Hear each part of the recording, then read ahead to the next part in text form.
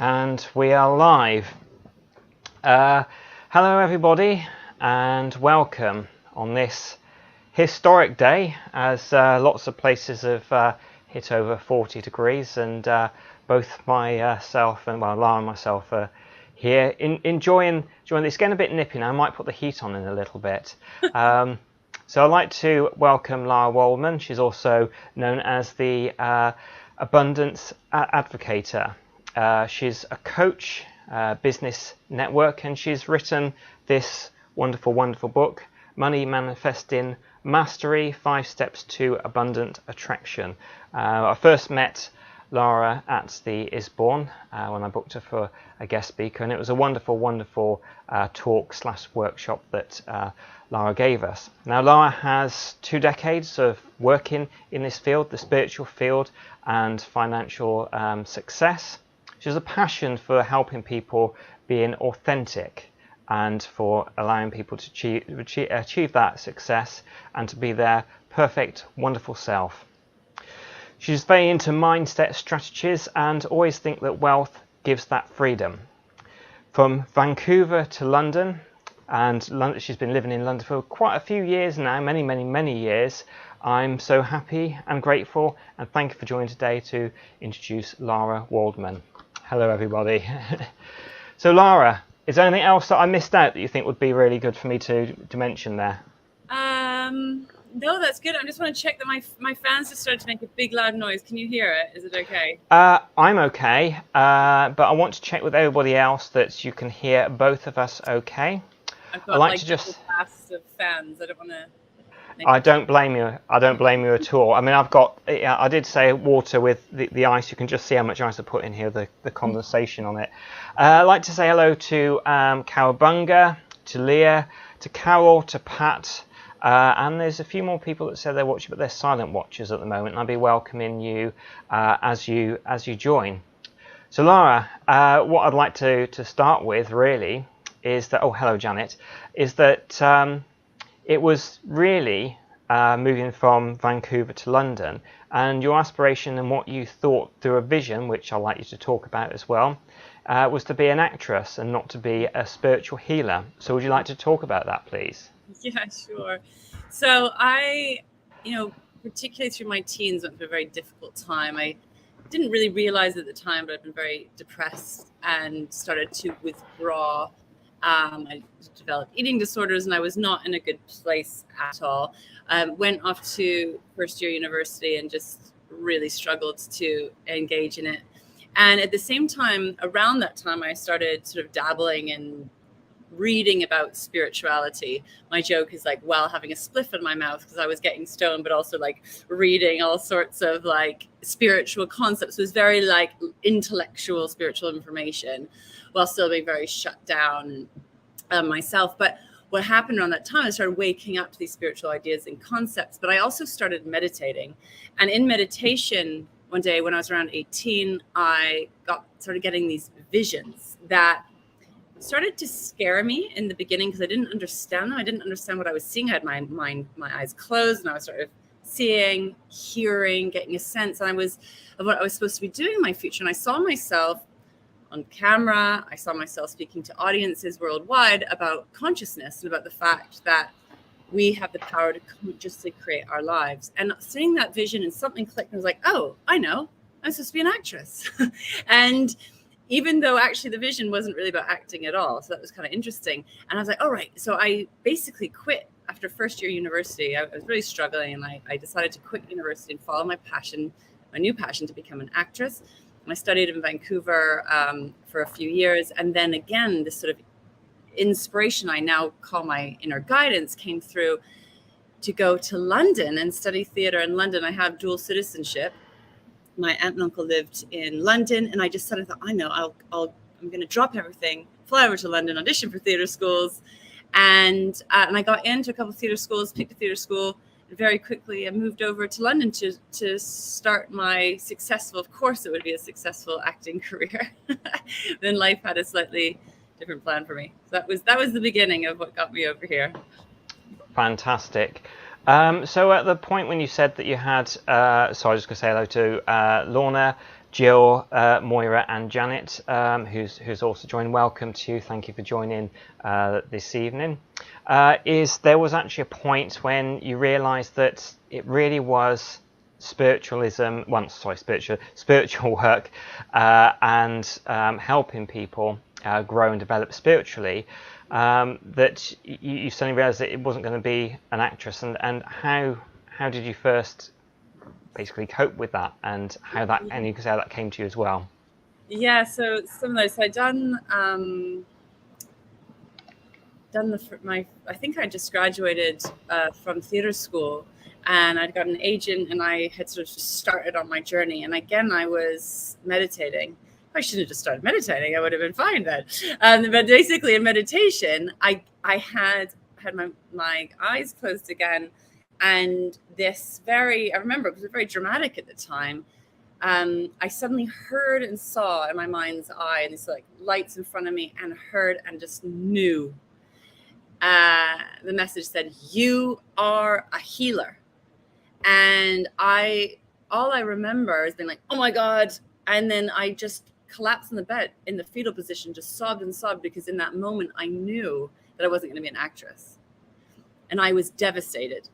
And I was like, "What's a healer?" I didn't know what a healer was. But I had a sense that something to do with my hands, and I had a sense of it, but I actually didn't know what it was. And so I was so upset, and I was quite devastated, and I was quite pissed off. So I was like, "All right, universe, whoever's plan this was," I was like, "I'm not looking for this healing thing. You better bring it to me," because I was super annoyed and upset, a bit devastated. Because I've been very focused on that for the last 5 years, and I really thought that was my destiny. And very quickly, I had been working in a health food shop at the time, and I remember that this customer had left a bag behind, and I was looking through the bag to see if I could find a contact number to phone them, and I saw this flyer for this healing course. It was like introductory level 1, and I looked at it, and I was like, "I'm supposed to be on that. That's what I'm supposed to do." And I signed up, went on to the day 1 of this sort of weekend. It's kind of like a Reiki level 1, similarly kind of vibe. And then day 1, I landed that room. I'm like, "This is what I'm here to do. This is what I'm going to do." And very, very quickly from there, the manager of the health food shop approached me and asked me if I wanted to start working there as a healer.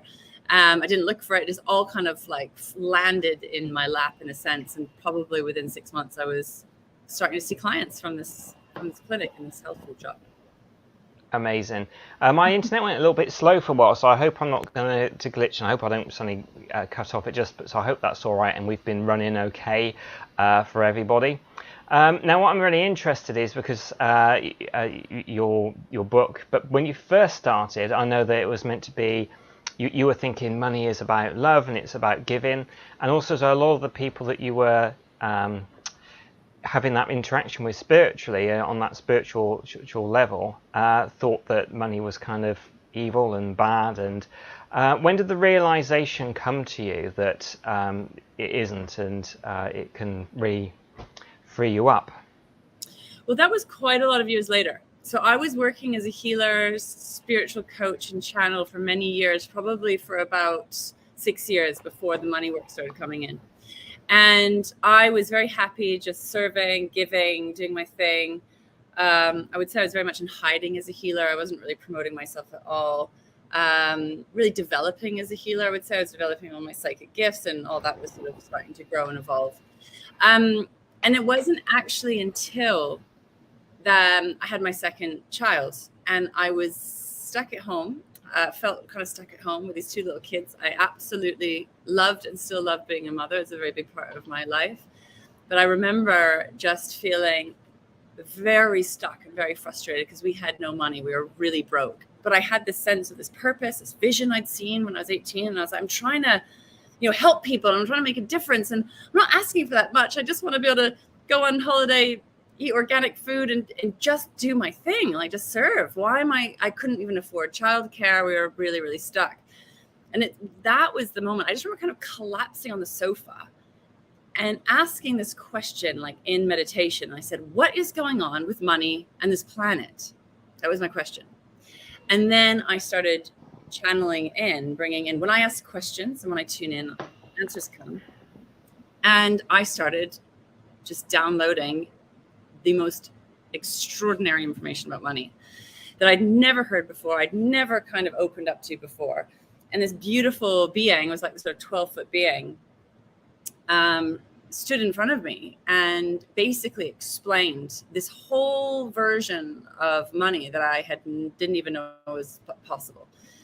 And basically was carrying all of this sort of gold and wealth in his arms and said, you know, this is here and this is available for you. And there's a way to receive this in this very kind of, what I would say, heart-aligned, soul-aligned way. And I was like, well, if all of this money and wealth is available to me, how come it's not? How come I'm so stuck? How come I'm in this difficult financial situation? And then this being proceeded to show me what was going on within me. These walls, I sort of saw these walls, these barriers all around me. And I was like, well, what are these walls doing? They're like, these walls are stopping you from receiving. And I was like, well, why are they there? Let's bring them down. They're like, no, these are your barriers of protection.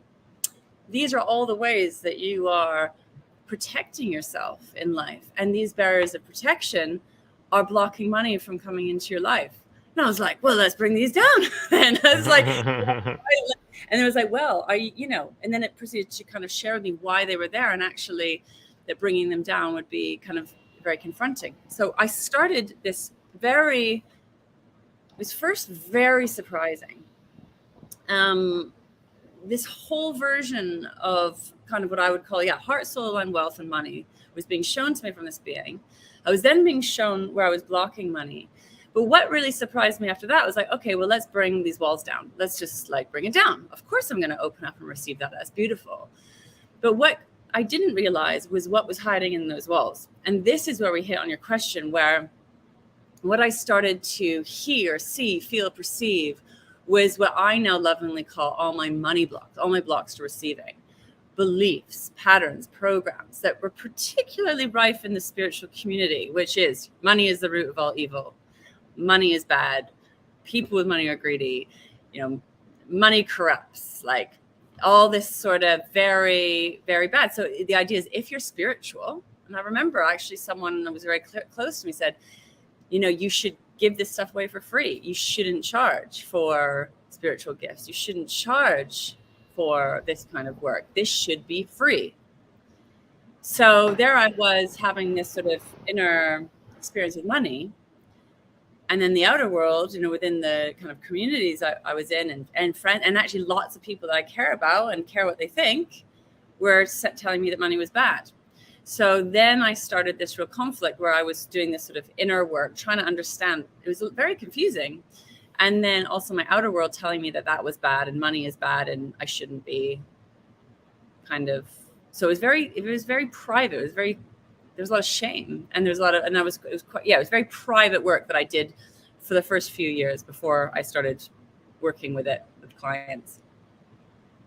Brilliant. And I've got Lorna here says, love it when you notice signs sent you. We probably, because there was another very big sign that you had when I know that you're on a family holiday. But if we talk about it, because you talk about blockages, and there's certain books, DVDs, films that I love about law of attraction, because it's about attracting money to yourself. But I think some of the books and some of the DVDs is amazing, and I think it set people on the journey, is that you have these, they don't really go into the blocks. It's kind of ask and you receive, and it doesn't really go into those blocks. Now, I have heard you say that when you sit down with people, usually after about the first 5 minutes, you're not talking about money and abundance anymore. You're talking about other things. So what are some of the more general things that are going on with the deep stuff? Yeah, so this is one of my areas, and I'll say that I developed this side of my work because I was, doing the kind of law of attraction stuff, the manifesting stuff, and I was finding a degree of success. I was manifesting some things, but there were some things that I wasn't manifesting, and I started to get really I'm a bit like an energy detective. I was like, well, this thing is manifesting, this thing's not manifesting. Why is that? And started kind of funneling down deeper into these blocks, And this is, again, I didn't feel was being addressed in any of this manifesting work, like you're saying. So again, I started to be a little bit of a detective. And through now having spoken to thousands of people, there was a time where it was hundreds of people, and I was really kind of going through, in a way, research. What is stopping you or blocking you from welcoming this money into your life? What are these underlying blocks that are stopping you, blocking you, sabotaging you from actually welcoming in the very thing that you desire and the very thing that you require, money being an aspect of that. And there are different levels, and there's different layers, right, of as we start funneling into our money blocks. And there are definitely themes that we meet on each layer. I'm a deep diver. I'm like, let's get to the root. Let's pull the root of this wound out. And so we can go down right into the root. But on the surface levels, it's like, yeah, money's bad. It's shameful, right? To call that in would be one level. I'm not good enough, right? I'm not good enough. I'm not deserving is another kind of belief that comes in. Another level layer is, who does she think she is, right? That tall poppy syndrome, I think, is in Australia. You'll be too big for your boots. So there's a lot, particularly the women I've spoken to as well, there's a lot around like, basically, if you have that money, like, what will people think of you? All the judgments, right? You're bad, all of that. What we start funneling down. And really one of the core, and it actually goes deeper than this, but one of the core wounds is really that I'm not worthy. I'm not deserving. I'm not good enough, right? So there's a very core, it's deep in the shadow. It's deep in the underground. It's like the very deep in the part of the iceberg, there's underwater that we can't see. It essentially doesn't feel lovable. It doesn't feel worthy. It doesn't feel good enough. It doesn't feel deserving. And that part of you is the part of you that can't receive. And that part of you, there's so much shame and pain and vulnerability around that what we do is we build up all of these barriers of protection, right? That makes it very hard to receive into. So without realizing it, you're unconsciously rejecting, repelling, blocking, sabotaging, hiding from money and all that you're calling in. And this is the bit that I find very fascinating, that we need to kind of call it rewire, to start to learn how to receive into those shameful, painful places. Yeah, and I won't pull it up, but like I know a friend of mine is very, very good at the work that they do spiritually, but they kind of have that it should be free. So I hope that this really sort of helps you tonight. In your book, you mention the importance of just resting, and what is really good about this book is at the end of it, you've got like things to do at the end of each chapter.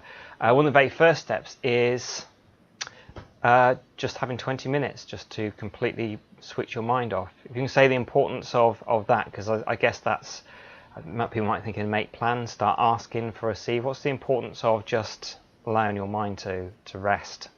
Yeah, so my step one to money manifestation mastery is to relax, right? And easier said than done sometimes. And this step is multi-layered and multi-purpose. There is a mechanics to manifestation that plays out that step one, relax, is a key piece to.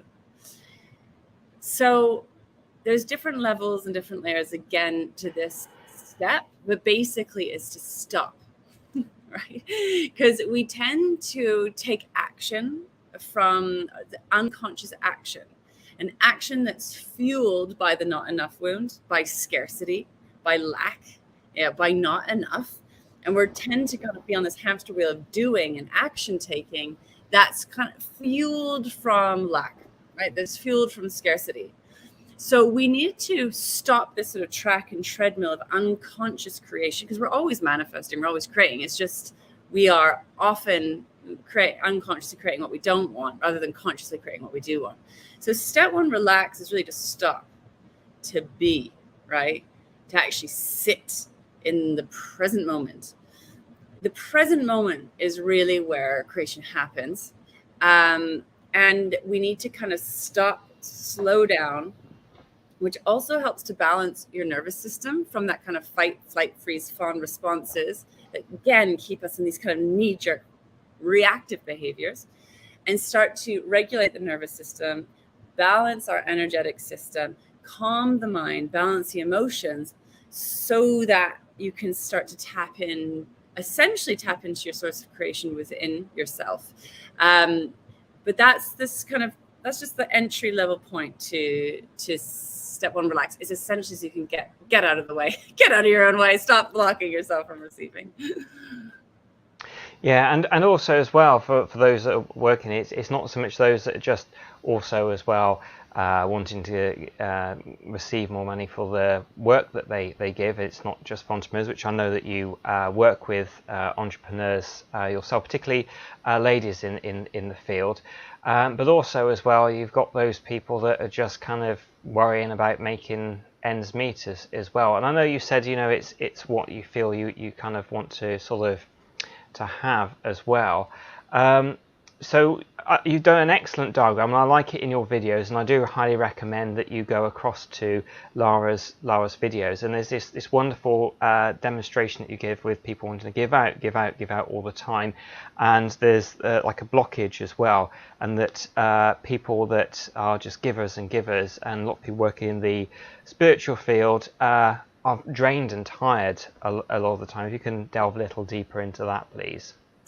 Yeah, so again, like, because I was in the wellness, health and wellness, spiritual, conscious community for 20 years, and myself being deep in there as well, there is a tendency for this overgiving pattern. Good-hearted people, well-meaning people, wanting to make a big difference, want to contribute to the lives of others, but the energy is all going out, which is fine and works to a degree. But basically, if you're constantly giving but never filling up your cup, right, we drain our resources. So for people, I mean, there's some people that need to do the opposite, right, that are just focusing on the I and just focusing on having and taking, and they need to do the opposite. They need to get into like getting kind of like that giving and generosity mode. But for a lot of the kind of spiritual giver people, it's really important, essential, right, that you are also including yourself in what you're trying to give. And this is what I find, we're giving out, but there's massive blind spots on receiving back in. And this is where, you know, you start to feel drained, you start to feel tired for your work. But not only that, it's like what I see is a lot of blocks on getting clients, inconsistent income, feast and famine, being like the world's best kept secret. You're kind of in hiding. It creates a lot of problems in your business, in your bank account, but also in your body with your own health and well-being. And, you know, I believe that there's, you know, this work is about also activating your gift. It's activating your purpose. It's activating your creative power. And so I use money very consciously as a vehicle to activate you into your purpose, into your power, into your prosperity. But the main, I think, in that area, it's overgiving and essential to learn how to receive. And I tell you what, most people don't know how to do that.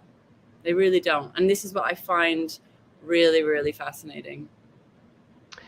I just want to say hello to Steve, who's joined us, David, who's joined us.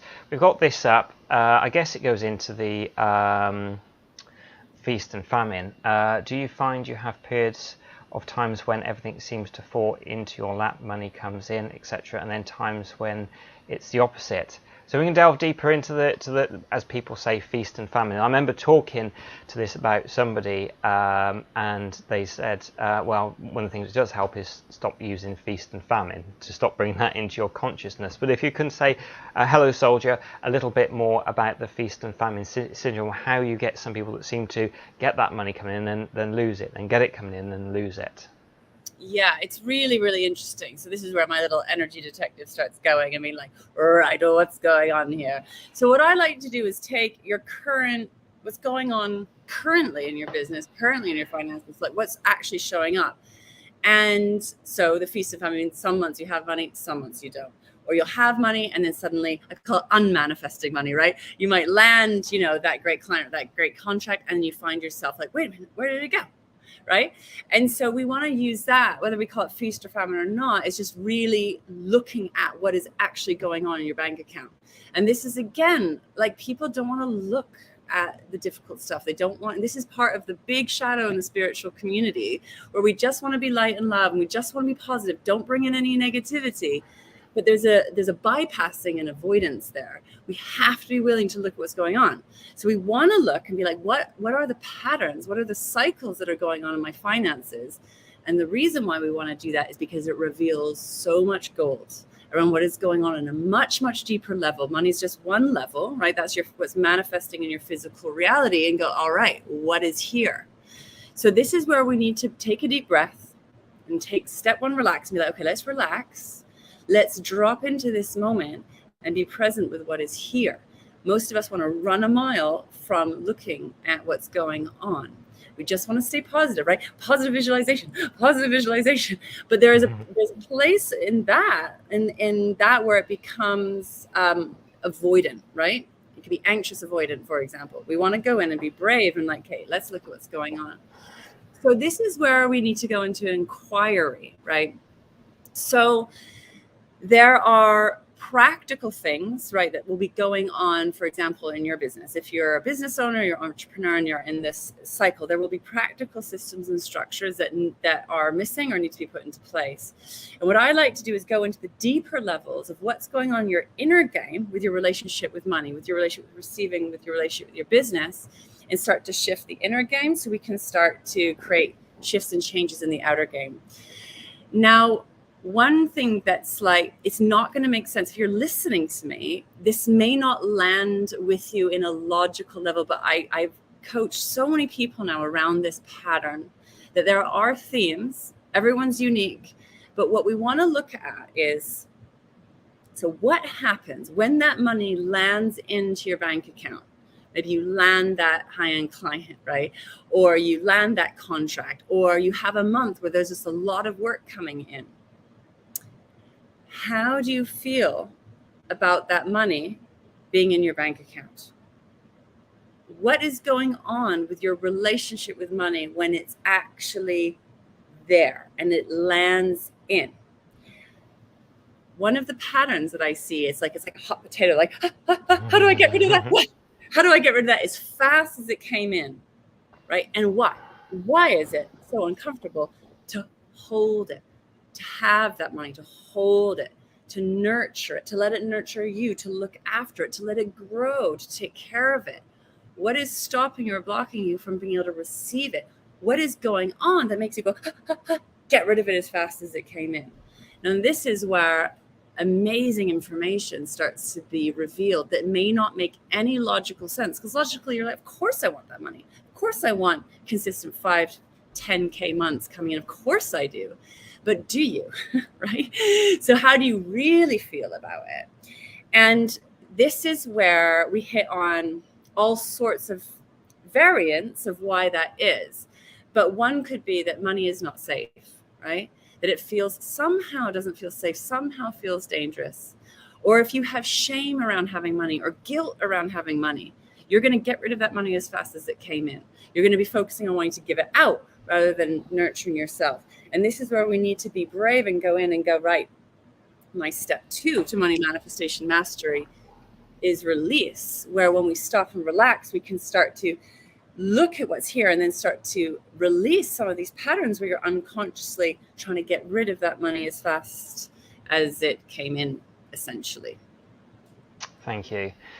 I'd like to say hello to Karen, who has just joined us. Now, something I wanted to, because when I was going through your wonderful book and also as well all your videos, and what I found really interesting, this book was written, you're getting a name for yourself, and then whilst you're on holiday, your intuition, your higher self guidance told you to take a break, and that had a good story in itself. So if you can say why this message came to you and what it gave you as well. Yeah, that was a fun time. So yes, and just say these the videos are on my YouTube channel, just in case people don't know where these videos. So I'd been, working hard in a way, overcoming a lot of very, deep inner blocks and obstacles to follow my inner guidance, to follow my intuition, to start to build what I was being guided to build, start to bring into the world what I was being asked to do, which was to start to empower business owners, entrepreneurs, heart-led change makers, visionaries to welcome more money into their life, right? To create powerful change and impact in the world through the vehicle of their business, body, bank account. I'd written a book, which I found really challenging, right? And I'd been like working to take these steps to build up to reach a wider audience. I was guided to be online. I'd been hiding in London, be visible, book, YouTube, get out there. And faced huge mountains of kind of fear and money blocks and overcoming all sorts of unconscious barriers to receiving, and finally got to this place where I was getting known as the Abundance Activator. I was starting to be, people were starting to come to me as the kind of go-to person in this field, and it was starting to work, like this vision and what I'd been working towards was starting to land. And I remember I landed my first high-end client, and I'd sort of raised my pricing, which I was guided to. I teach about soul-aligned pricing, and I, practice what I preach, and landed these higher-end clients, and it was all like, oh my God, it's all flowing, it's all great. And I was guided, and I still am, to take August off. So we took August off and went to Sweden, went to this beautiful place, an hour from Stockholm, on the water. And we arrived at this place, and it was so beautiful. And I sat down, I think, one morning to meditate, and my guidance said, welcome home, Lara. And I was like, what does that mean? Am I moving to Sweden? Also, where we were, honestly, it could have been in British Columbia, Canada. It looked exactly like where I was from. I was like, oh my God, it's like home away from home. It's so much closer to London. I felt like I'd come home in Sweden, and I was like, this is my place. So I was like, welcome home. What does it mean? It's just like, it's like I was quite confused. And then it says, you've arrived in abundance. And I was like, I have? Kind of like, really? Okay. I mean, yeah, look around. This is a beautiful place. Like, we're so lucky to be on this amazing holiday. I feel like I have landed home, actually, in this beautiful land. Okay, cool. And then my guidance said, we want you to take all of August off and not do any work. And I thought, cool, I'm down with that. Like, it's already kind of had that planned out. We're good. It's like, cool. So we enjoyed the holiday. And then when I got back from holiday at the end of August, I sat to meditate, and my inner guidance said, we want you to stop doing everything that you've learned from your business coaches. I was like, all right. So at this point, I had invested, some good sums of money in learning how to grow an online business, which I was guided to do. And I struggled with and was kind of overcoming all sorts of stuff to move forward with this. And it started to kind of work. I was like, all right. Didn't really say why, but I thought, okay, I'll just stop for a week or two. And then a week or two later, that continued. And it was very much, it just kept on telling me to stop. But didn't tell me the full meal deal of stopping right away. It kind of slow. Like, I think it probably was like, we need to drip feed this information to this woman. And so I remember, like, okay, August. And I was like, okay, September. And I was sort of fighting it, but it was very clear. And just to explain, at this point, I'd already made a commitment 15 years ago to always follow my inner guidance. So I'd been practicing following my intuition, following my inner guidance for many years. It never failed me. It had always been right. So I was like, okay, it's like, this is stretching me a bit. We hit October, and the money starts drying up. And the guidance is like, stop everything. And I was like, I am really confused. I don't understand what is happening now. And my guidance said, go back to the steps that you teach. So around money manifestation mastery, I was like, okay, what would you teach your clients right now? It's like, well, step one, relax. And so I was like, yes, step one, relax. Okay. I was like, still kind of like slightly fighting this guidance. And long story short, right? Every single day I woke up with immense anxiety. Every single day I went through my 5 steps to money manifestation mastery and journaling, meditation and journaling. And every day I was guided what to do. And this went on. What I was guided to do was stop. What I was guided to do was nothing. And this went on day after day after day, waking up with immense anxiety. And my guidance is like, you're okay, aren't you? I was like, yeah, I am now. They're like, how are you right now? I'm like, I'm okay right now. I'm like, is there, food? Is there money? I was like, yes. They're like, you're fine right now. It's like, right. Now, I can tell you now that this went on for 16 months in the end. And if I hadn't had the kind of years of following my gut inner guidance, I would have thought I was crazy. I would have thought, and I was like, seriously, am I unconsciously sabotaging myself because I had built up to this level? It's like, is this my inability to receive? Am I unconsciously blocking, sabotaging my success? And I got that I wasn't actually. But what became very clear, and over time, and it didn't come in, the information didn't come in except for stop, undo, do nothing. But what I now know, and what I started to see and understand was, one, to open up to receive from all sorts of places, not just my business. So there were things that were coming in and I was being taken care of. Two, bring down the anxiety. So the anxiety, what happens when we go into anxiety or fear or scarcity, we just go into scarcity, not enough. And that creates a whole fight, flight, kind of freeze response that gets us, inspires us to take action that's not always aligned action. And I was like, oh my God, I teach this stuff. Like, this is what I do. I have to listen. And also at this time, I'll be very honest. I was like, I am the abundance activator. I am like the money manifestation woman who doesn't have any money right now. So there's quite a lot of shame as well that was going on for me. And they're like, follow the steps, Lara. You be your own client, like la da da da da. But what became clear and evident over time was what I was being asked to do was step one, relax, step two, release. And what I was being asked to release was a wounded pattern that was actually blocking me from stepping into my next level in my business.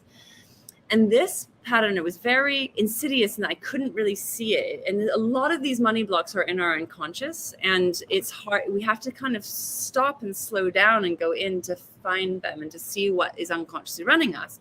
And that was that, who am I, right? And what is my value if I'm not the abundance activator, right? That I had kind of twisted up my value and my work. So my guidance was basically teaching me to unhook myself from my value and my work. So what is my value just from my being, right? Am I worthy of receiving just from being me, right? Where there was this pattern that was like, okay, I can receive as long as I'm giving, and I'm giving out a lot. And if I'm serving the world and I'm helping people and I'm making a difference and I'm working towards something, and then I'll receive.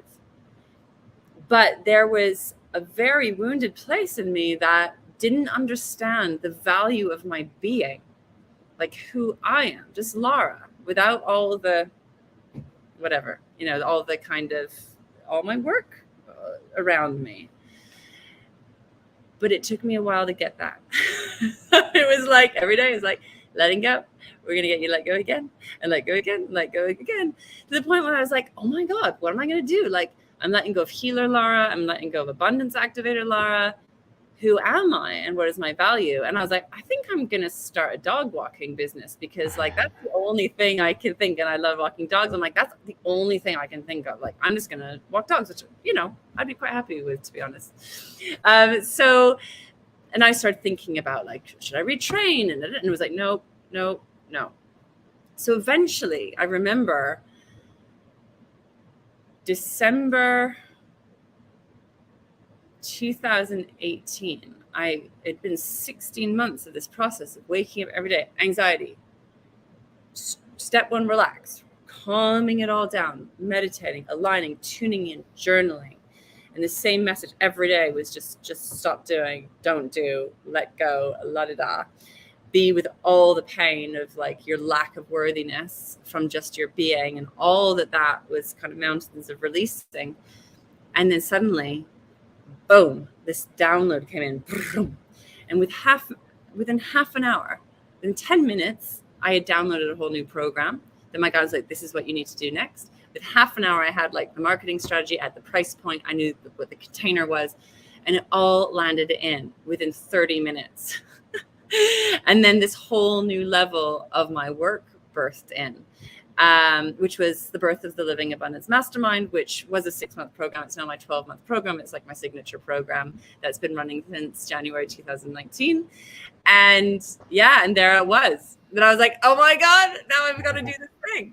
So that's the story of what happens with my welcome to abundance. Now we're gonna undo it all and rebuild you from kind of a more aligned place, healthier, happier place. Brilliant. I just have this from David. There's a couple of other hosts I wanted to say. It's important to do something you love. Absolutely. Julie, I'd like to say hello to you, and I'd like to say hello to Alison, who has joined us as well. Now, I know there's many wonderful people that I know, and I don't want to call anybody out or anything like that, but I know there's people that are very good at the spiritual work that they do and don't charge anything, and just think I should give it away for free, and just have really, as we were saying much earlier on, have that real kind of fear of pricing, and I don't know why people don't, whether it's to do with worthiness or stuff, but what small little step to begin with that will help the people that I know that are like that watching to maybe just start to ask and receive. And you also said something about the price aligner. I think that's what you said. Forgive me if I'm wrong. So if we can go a bit more into detail about that and what it is, the price alignment. Yeah, so there's a few steps. If you're struggling to charge, if you're struggling to feel comfortable being paid for what you do, you've got a little bit of a journey ahead of you. But step one, I would say, get my book and go through those steps, because you need to start to there's some unhooking to do, and there's some unlearning to do. There are a number of different levels and layers of what's going on here. But the very first step is to stop, right? Step one, relax, and connect into your heart, connect into the soul. So and we really need to work on healing your relationship with money and understanding that there is a way to do your work and be very well paid for it. And I would actually say that is your duty and responsibility, because when you are rejecting money, when you're not welcoming money in, what are you also doing? You are rejecting your gifts, and actually it creates a barrier between your gifts and what you're here to do, and it landing, grounding, seeding, planting into physical reality. So the very first step is to stop. And you need to start by making a choice around how do you want your relationship with money to be. And we need to start really identifying all your judgments that you have about money and what your beliefs are about money, and start to unhook some of that. And, and that would be one level. And then another level is really, what do you want? Like, what does your heart long for? What does your soul long for? And I've never met a soul, and I've never met a heart that's going to tell you to be broke. Right? Never. And I've done a lot of work with people around what they want, all levels of like people and, doing spiritual work and, heart-led businesses, heart-led work. Not once has anyone said on a heart soul level to shrink, your pricing. So the first would be like, whoa, let's have a look at what's going on and really start to identify what your beliefs are, what you believe to be true about money. And you could just sit down and start to journal it. What do you believe? So if money was a person that came and sat in front of you, What do you think about them? How do you feel about this person? Or like, say, if money came knocking on your door, right? How do you respond to that? Do you lock the door? Do you close the blinds? Are you skeptical? What do you think about this person at the door? What are your judgments, right? Are you in a place where you would open the door or welcome them in, sit them on the table, say, welcome, I'm so happy you're here. Like, how can we, I don't know, what can we do next, kind of thing.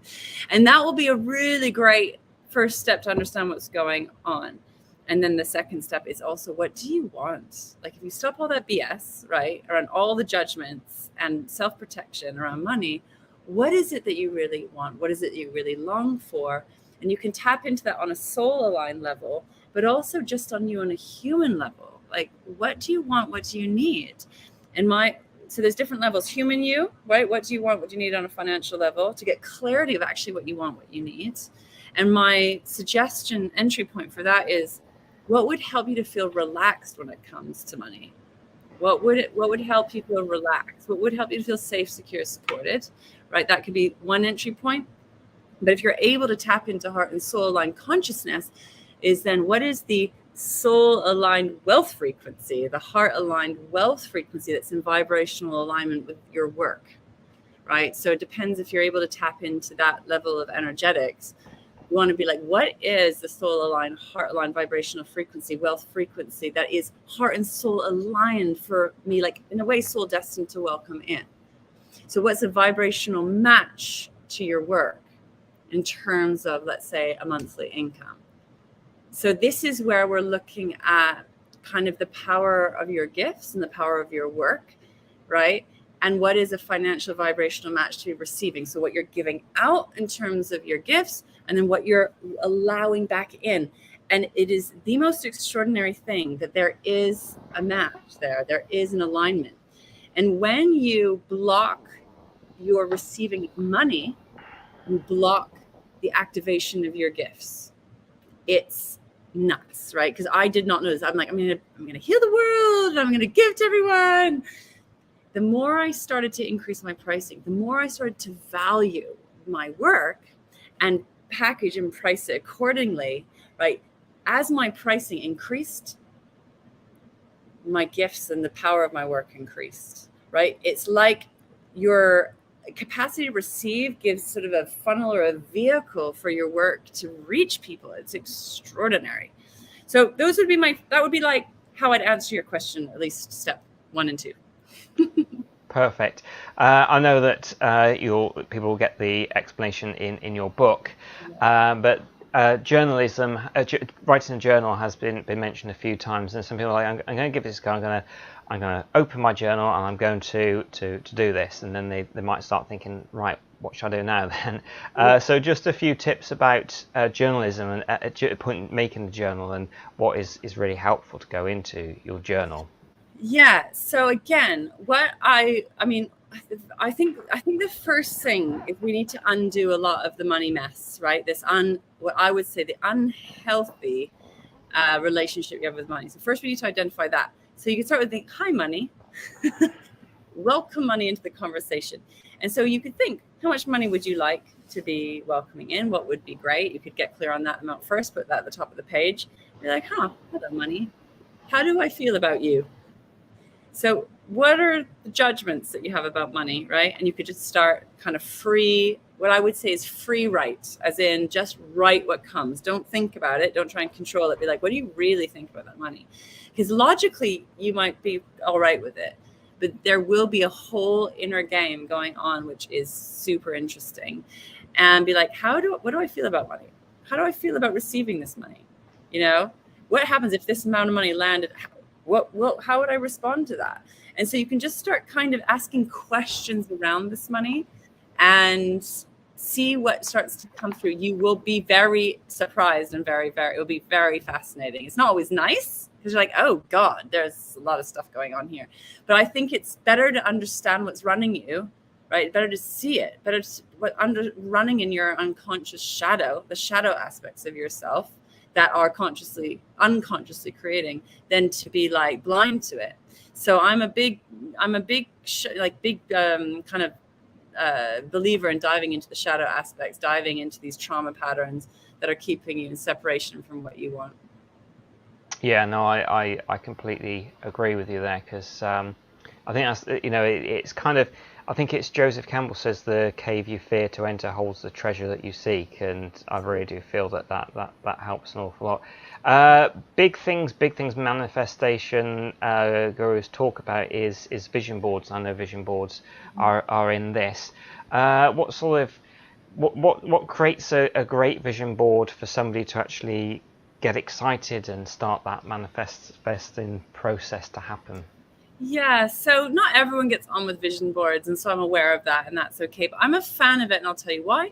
It's a visual reminder of what you're going for. Because what happens is, in a moment where you're feeling good, or you're feeling inspired, or I don't know, just you're having a good day, you might be, yes, I'm open, I'm receptive.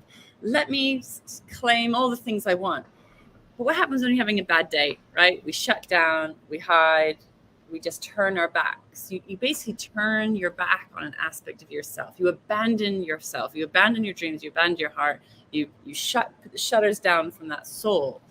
And so the vision board for me is a place to remind yourself about what it is you actually want, to remind yourself about where you're going, and to help you to focus, to stay focused on what you want rather than focusing on what you don't want.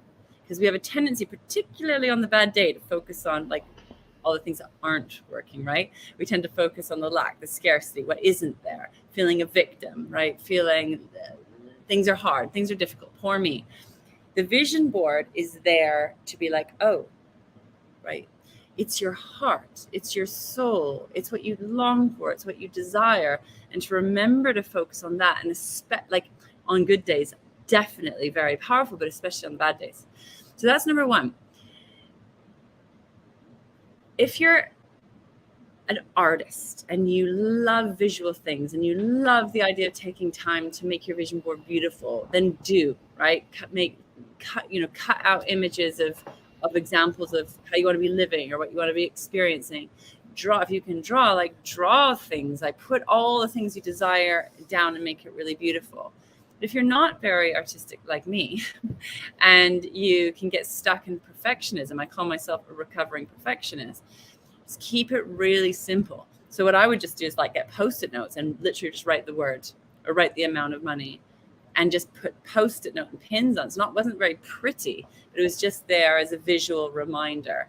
So if you enjoy the creative aspect of vision boards, then great, make it beautiful, and that's lovely. What I quite like about the Post-it notes and pins and the vision boards, you can change it up. So like it's quite good to sort of refresh your vision board probably like once a quarter, so about every 3 months, and really just tune in again and be like, where are we going? What do we want? Let's fine tune and refine what you're calling in.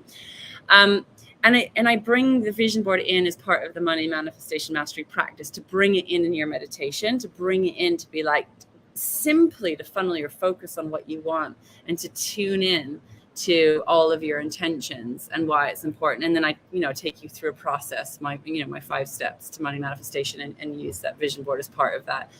You don't have to have a vision board, but like I say, it's there as a visual reminder. There is a power in just glancing at it, just sort of looking at it and just reminding yourself of what you want, even if it's for a few moments or a few seconds every day. It is very powerful to have it there. Not essential, but it is powerful. Thank you. I'd like to also welcome Claire, who's just joined us. Good evening to you. I hope you're doing okay. So yes, David. So some folks respond better to visualization as opposed to written words. Yeah. So one of the things I want to, and it's actually going back now when you had your appearance at the Isborne. But I think this is really important because I used to be one of these people, and I've grown as a person since then. But what I used to do, the law of attraction, it wasn't just the money side of it. It was all sorts of law of attraction. What I would end up doing is I used to think, is it there? Is it? So it'd be like the seed, and just kind of, is it there? Yeah, is it there? And you gave a wonderful metaphor about apples. So if you can talk about that, people keep checking and kind of have that little bit of doubt and maybe push in what they could manifest away from them. Yeah, so I think for me, nature is always like our greatest teacher. Trees for me are just always remind me of how this work works. So my guidance is always showing me nature. So what we tend to do, right, is we're getting clear on what we want, and setting our intentions, getting on the vision board, we are taking a seed of consciousness, right? The seed, which I see, it lives inside of you, is how I see it actually. But you could call it, the consciousness of the soul coming through the body. And we need to land and ground and seed our intentions into reality. So that's like taking the seed, right? And we know that in order to grow seed, we need to put it in the soil, and it needs to be a moist soil, right? So there's some water. And in time, that seed will grow. But what we tend to do, right, is we set the intention, plant the seed, right? And we're like, oh, is it working? And we'll sort of dig the seed up. We're like, is there roots? Is there roots? And we know that if you pull a seed out of the ground, we're going to actually, we might be able to replant it again, but it actually is quite disruptive. It's much better to keep this. We don't just leave the seed. Don't dig up the seed. We trust that if I plant the seed in the right environment, it will start to grow. So that's one thing, is when we go into doubt, when we go into mistrust, when we're like, I don't know, is it working? I don't know. I need evidence. And that's very much the mind that's like, I don't really trust this process, or I don't understand how this process works, right? The mechanics of manifestation, we're not taught. We don't totally get it. And all the money blocks come up, and that basically cause us to pull up the seed. So that's one thing. But in terms of the apples, is that we know if I was to give you an apple seed and said, plant the apple seed, we know that it may take many years before the seed grows into an apple tree and starts bearing apples, right? We know that. And actually, it can take many years to produce many apples, right?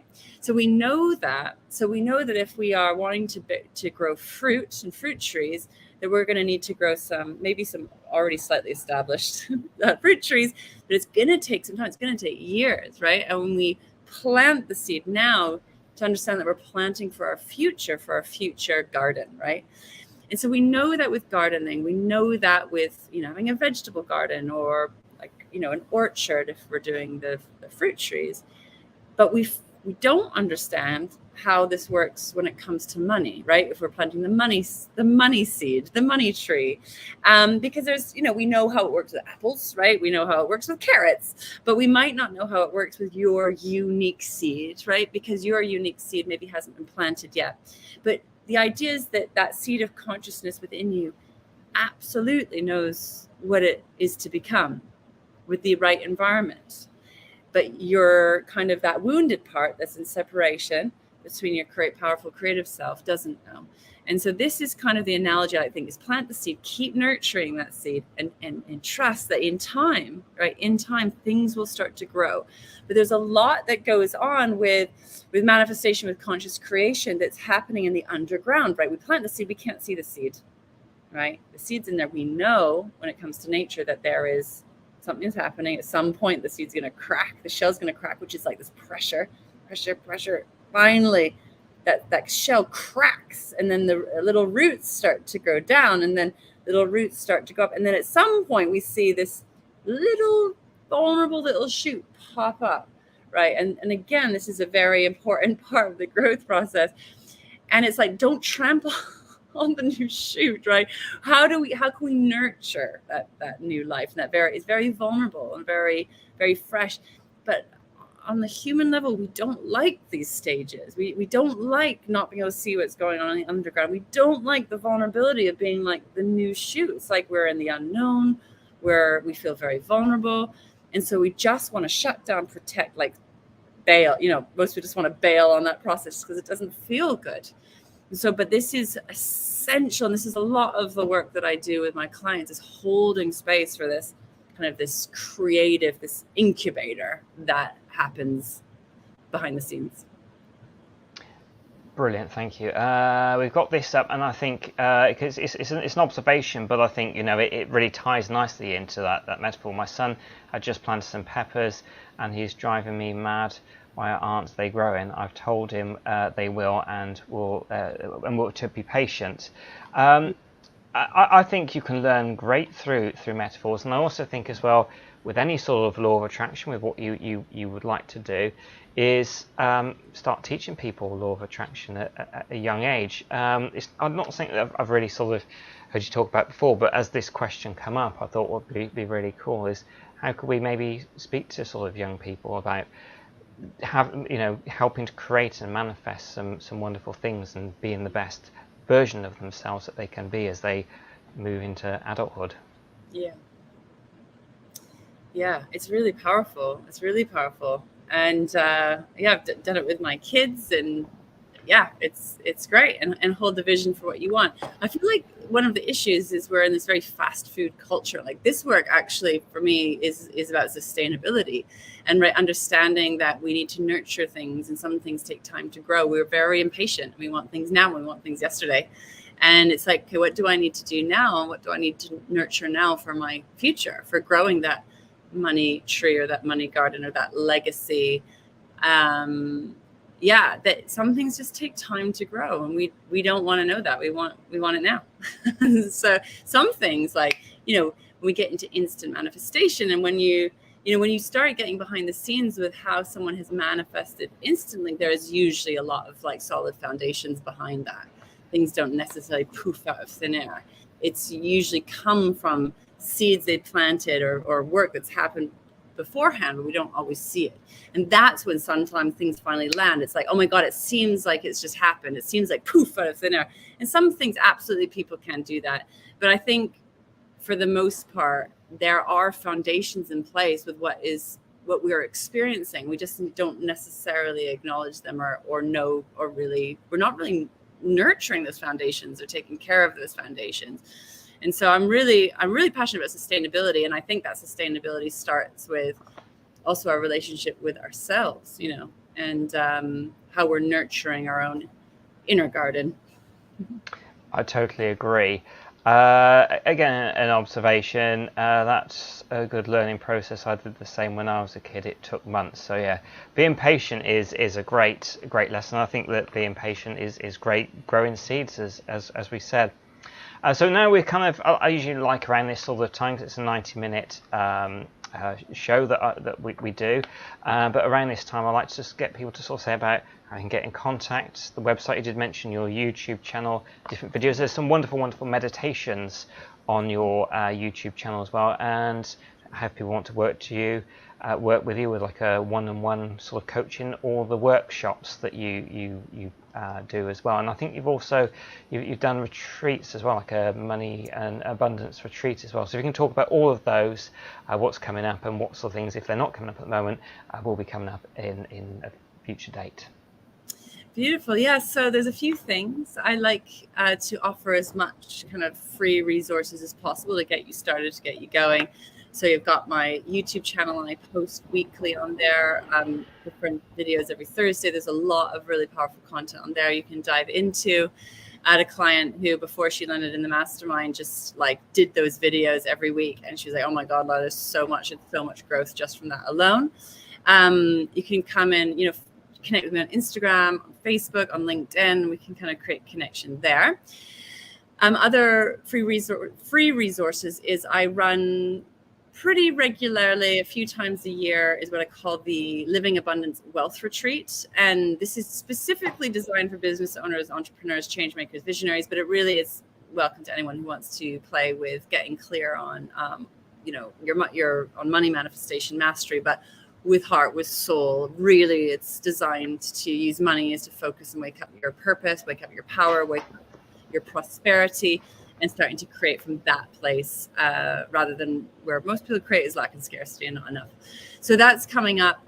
There's one in September 2022. You can come in and sign up for that. I've also got a free 30-day manifestation mastery challenge. So with that manifestation challenge, we go into kind of a wider range of things you want to manifest, not just money alone. And those are really the great entry points. And if you want to come in and look at working together one-to-one, I do have a money mastery breakthrough session It is free, but it's application only. So those sessions, I really want to make sure the right fit for you. So what you can do is go and apply for that. You just need to make sure you answer all the questions. Be very honest about where you currently are and what you want. And then if I feel like it's the right fit for a one-to-one, then we kind of can go forward and book in a one-to-one session from there. And then we take it from there. Beautiful. Claire just said here, excuse me, all good things come to wait. Love nature and hard work always pays off. I also think as well, when you're in flow, I've heard you talk about being in flow with what you love doing. So if you can talk about just being in flow, and also as well, in your book you do mention, if you're all right to do it, but just like a couple of like clients' testimonies, what they've managed to do for themselves, so you can also see it from wonderful other people's perspective. Those that are happy for you to mention it. If you can talk about some of those as well, please.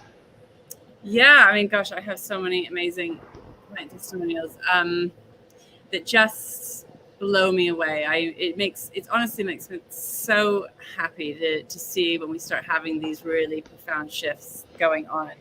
I mean, I have clients, obviously, people who've come to the wealth retreat, to my free wealth retreat, and starting to manifest. Like one client messaged me a few weeks after, saying my business has doubled since doing the wealth retreat. A smaller scale would be like someone's like, oh my God, I've just found, since the wealth retreat, I've just found another £500 a month coming into my account, which, for some people that makes a huge amount of difference. After my Living Abundance live event, my online event, I got a message a week after saying, after the live event, £10,000 has landed into my bank account. Stories like that. People who came in and into my Living Abundance Mastermind, within 2 weeks had manifested 20 grand. Within 6 months, a client manifesting their dream home, dream relationship, an extra 20 grand, an extra 50 grand. One of my clients manifested 100 grand worth of contracts. These are kind of some of the stories. And I share the money results because that's cool. And that's also what people want. But what my clients all say is really, they're like, Lara, the funny thing is like the money is sort of like the symptom of a much deeper process that I've been on. And the money's cool, but that's really not the great riches and the great wealth of what we do. What I found is something much, much deeper that can never, ever be taken away from me. And for me, that really is the depth of this work, when we're learning how to create. And my client who said that more recently, like what she had done, she'd built a relatively successful business, but she was really working from hustle, from like pushing, from like kind of not fighting for clients, but really kind of hustling. And she said her intention was like, I can't keep working like this. It wasn't sustainable. She's like, I want to make money from sitting on my couch. And she has like tripled her income. She went from like, I can't remember what she was making before, but then starting to have like 12K months just from one client working 1 day a week from her couch. And that was just the beginning. So stories like that are just like amazing. So it's almost less is more. It's like when we are starting to tap in and create from our inner wealth, what I call your wealth frequency, rather than scarcity and lack and not enough, those patterns that play out, all sorts of magic happens. And this is when it feels like magical manifestation. We're like magically manifesting from a place of ease and flow, but it's not fluff, it's grounded. And there is a science, in a sense, there are mechanics behind how that works. But it seems like, oh, I've just magically manifested, where I'm like, yeah, it feels magical, but there is a whole system at play that has allowed that flow to happen for you. Great stuff. I know very early on you got into meditation. Is the reason when you came over and why you stayed in London, the man you married was a meditator, and you also mentioned breath work. If you can talk a little bit about the importance of breath work as well, please. Yeah, I mean, sometimes I joke that like all we really need to do is breathe, and like all the answers lie within our breath. Anyone who knows breath work knows, it works on lots of levels, nervous system regulation. But what I love about the breath, in terms of money manifestation, in terms of, this overgiving pattern, it's like, we know, right? If in order to exhale, you have to inhale. You can't just exhale. You have to inhale, all right? And you have to inhale as equally as you exhale, right? Otherwise, we run out of breath. We run out of air. And the breath really, like the lungs, like that just is what keeps us alive. We would not be here without the breath, right? So for me, when we're thinking about breath work, it's multi-purpose, but like slowing, deepening the breath helps to calm. Again, we want to bring you out of that very wounded, traumatized nervous system response that keeps you in these cycles of like overworking, overgiving, under-earning, undervaluing yourself, all the things, hustling, burning yourself out, and starting to find what is your kind of more natural rhythm, which helps you to tap into your creative power. So, and also just if you're struggling with understanding the value of receiving and why it's important, just come back to the breath. You have to inhale if you're going to exhale. You have to inhale if you're going to exhale. And for me, just like the beautiful seed and trees and all these things, the breath can teach us exactly the same thing. I receive with the inhale and I release with the exhale, right? And I receive with the inhale and I release with the exhale, right? And we're circulating, we're dancing with life, right? That we are part of life and we're co-creating with life, right? Circulating this breath through our bodies. So I think it's a really nice thing just to remember if you're struggling with the value of being well paid. I think if you want to give out all these great gifts, right? You need to be able to receive and top up the tank so you can keep giving, right? So that's what I like about breath work and the foundations of money manifestation mastery. Excellent. And does by doing the breath work, is that one way? Because I know I like following my intuition and my gut, but I know certain people that do struggle with following intuition and their mind's going crazy all the time. Is that a good stepping stone into following your intuition by slowing your breath down? Is there other things you can do to help your intuition grow? Yeah, so figuring out how you connect your intuition is a little bit of a process. Not, one system doesn't work for everyone. I've had plenty of clients who just don't get on with meditating, for example. Especially if you're neurodivergent, like ADHD or something like that. It's a bit harder. You need to find. It's a bit of a sort of discovery to figure out what's the best way for you to tap into your intuition. So for some people, it will be meditation. Like for me, it was, I hated meditation in the beginning, but so actually sitting, stopping and breathing is really, really important. And if you can, that's great. But if that is not possible for you, or if that entry point feels too difficult, or you're just in avoidance, you figure out what's that kind of the right way to tap in. Journaling is really helpful. A lot of people, it's kind of just basically journaling into wealth. You can do a lot by tapping into your intuition, your inner guidance through journaling, through meditation. Sometimes it's through drawing. Sometimes, in a way, it's about finding something that sort of distracts that logical mind, or that mind that comes in and clamps down on what you're doing and opens up. So it could be through movement. It could be through dance. It could be through sound. So some of my clients access their wealth frequency through sound. For example, nature, getting out in nature is a really powerful one. Maybe getting into water. My body loves being in water. Like as soon as I'm in water, it's like everything just clears and makes sense. And I get a lot of downloads when I'm swimming. So it's really about kind of, again, what I would be tuning in and being like, hey, what is the best way for me to tap into my intuition right now? What would be the next best step for me? And I don't like prescribing like one thing for all people, because we're all unique. But there's definitely crossovers, and some things, there'll be some tools that do work for a lot of people, but not necessarily for everyone. So it's a little bit about figuring out your unique way into your intuition and releasing all the judgment, all the preconceived ideas, and starting to play. And I say play because you want to keep it light. You want to start exploring. The other one actually is a pendulum. Sometimes people, you can use a pendulum to help you access your intuition as well. That's another one. Really cool. Claire, I guess this is an observation again. If I hit a problem that I'm stressing over and can't work out, I walk away from it for 5 and take a breath. When I go back, I can then usually solve the problem. And I think some people get so caught up in the head that they can't see the wood from the trees. Anything else you want to add to that at all? And Claire also says here, I used to do all my thinking in the swimming pool whilst breaststroking my mile. So, anything you want to add to that at all? That sounded quite kinky there, Claire. Yeah. Basically, I know what you were saying there, absolutely. So yeah, she's 100% right. So I know when I was writing my book, I had huge resistance to writing my book. And I would write a sentence and then this clamp down.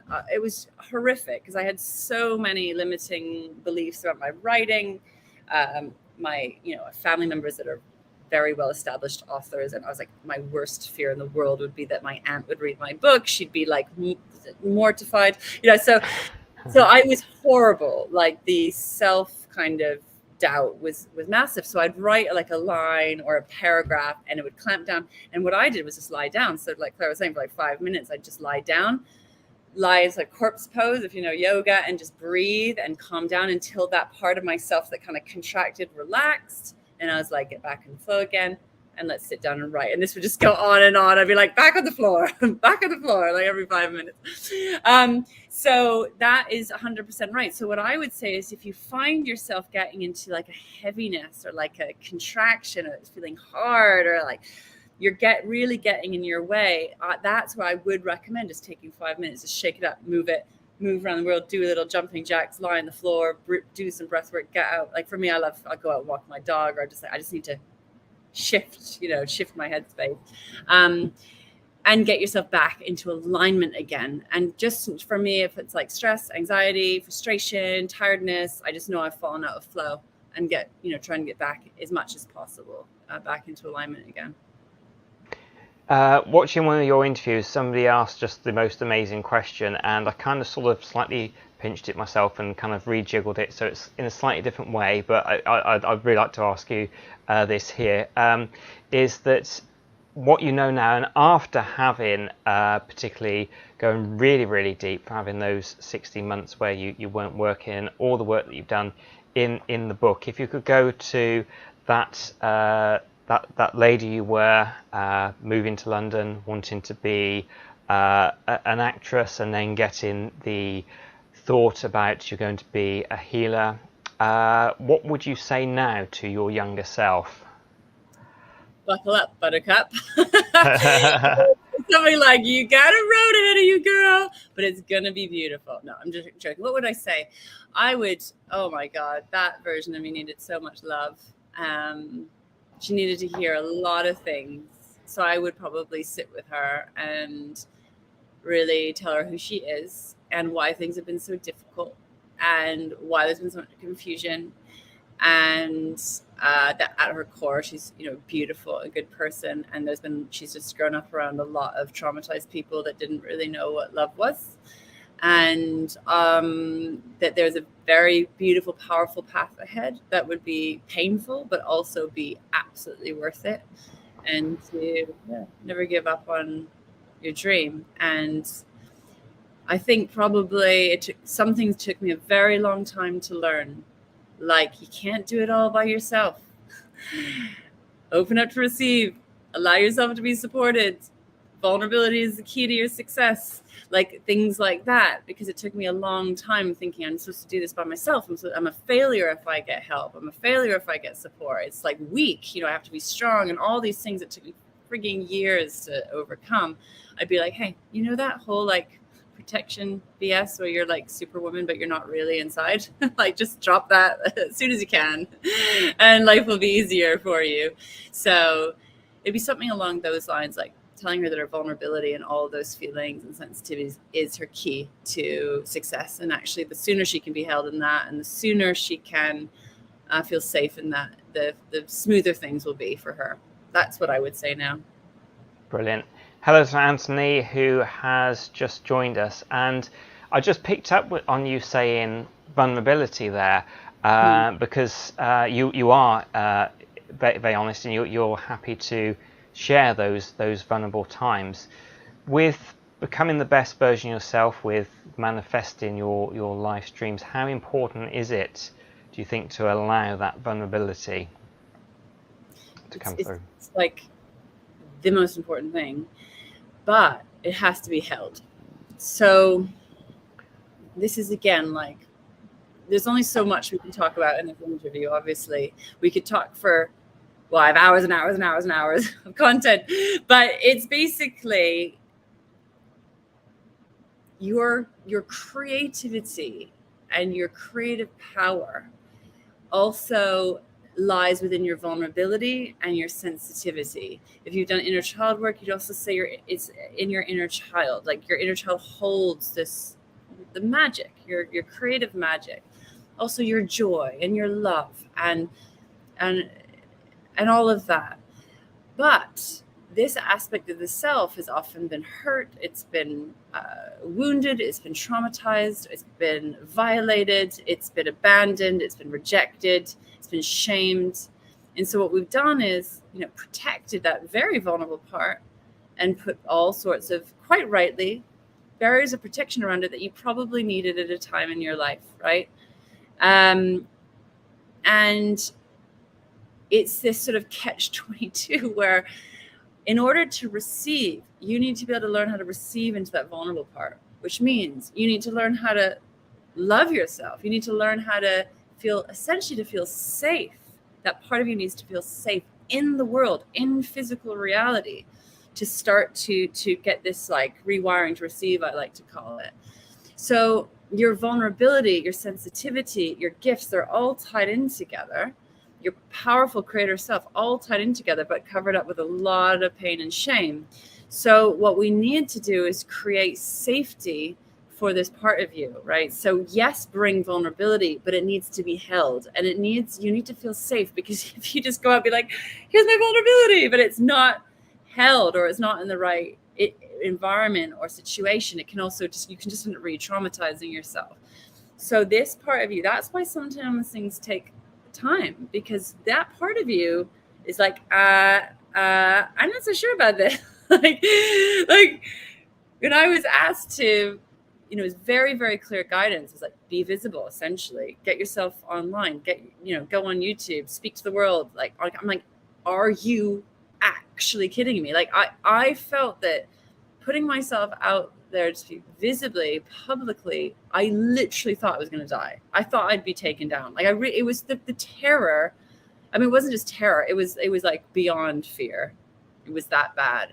So I had to take little baby steps, because I believed if I put myself out there, I'd literally die, literally be taken down in a very painful way as well.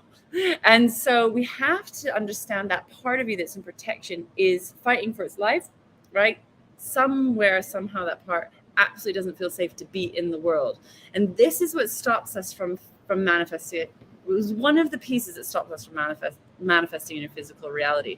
Or if you do manifest, being able to hold it and keep it, right? So it's a bit of a journey, it's a bit of a process, but it's 100% the key.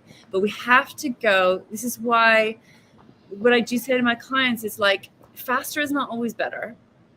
Be careful what you ask for, right? Because do you have the capacity to hold what you're calling in? And so we need to teach yourself how to hold it. So I talk about, slow, steady, sustainable. So that sometimes you just slow down to speed up, right? Because that vulnerable bit you need to get that part of you on board. That part needs to feel safe, and then be safe enough to open, to receive, and then be able to, like, okay, like, so that, for example, like, it's safe to have money, right? I'm lovable, I'm worthy, I'm deserving to have money, for example. So it's deep. We're going very deep with that question, but I hope that answer gives a little taster into Absolutely. That's brilliant. Thank you. Fear of failure can be debilitating. Yeah, absolutely. If you allow it to be. Annie has been watching. I didn't see you pop up earlier. So anybody, silent watchers that I haven't said hi to, hello to you. And if I've missed anybody I do apologise for that. I can't believe how quickly the time's gone. It's gone really, really quickly. So thank you so much. So just a couple more things I'm going to just say. If I don't choke myself first.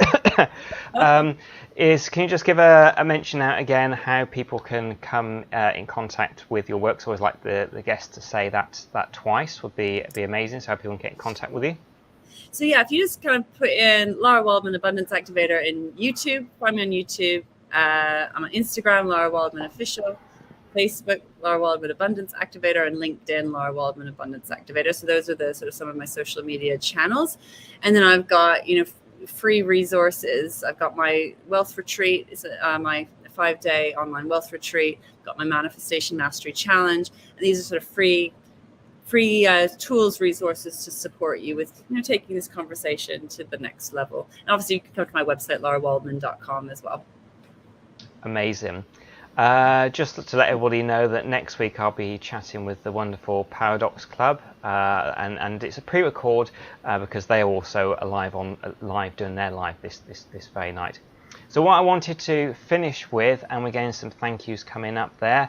Just want to say, David, it's great you've found something that helps you. It's difficult to sell. I wanted to say thank you both for tonight and doing this on this hot night. Yeah, it's been great. So I usually only take sips, but I've drunk it literally all the way down to the end of the water.